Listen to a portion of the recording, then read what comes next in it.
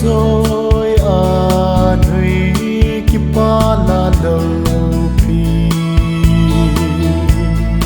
chungnungpen loupi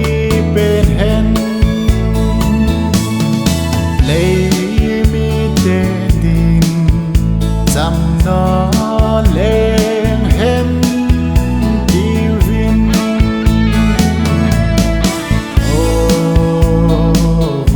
Vantil'in saho chun Bethlehem dai athong soh-e Akipanau la awnem chun Immanuel Lenglen chungnungpen hen atiuvin Chamna lengpa thengpen apeng chilhah ahsi em hi Tonsot'a ding Tonsot'a leng chang zing ta ding amin loupi Tonsot'a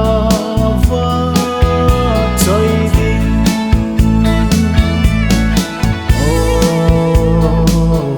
Vantil'in saho chun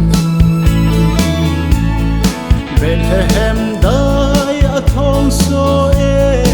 Akipanau la awnem chun Immanuel Lenglen chungnungpen hen atiuvin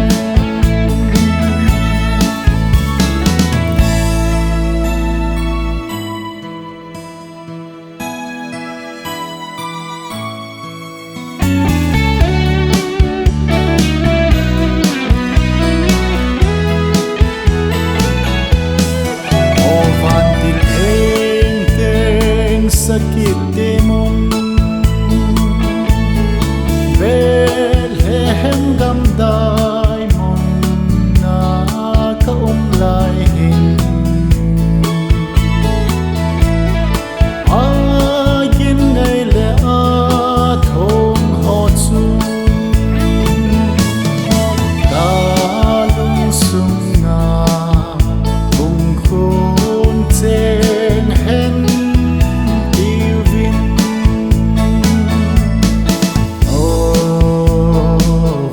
Vantil'in saho chun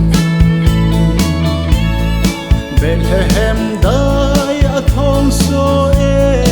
Akipanau la awnem chun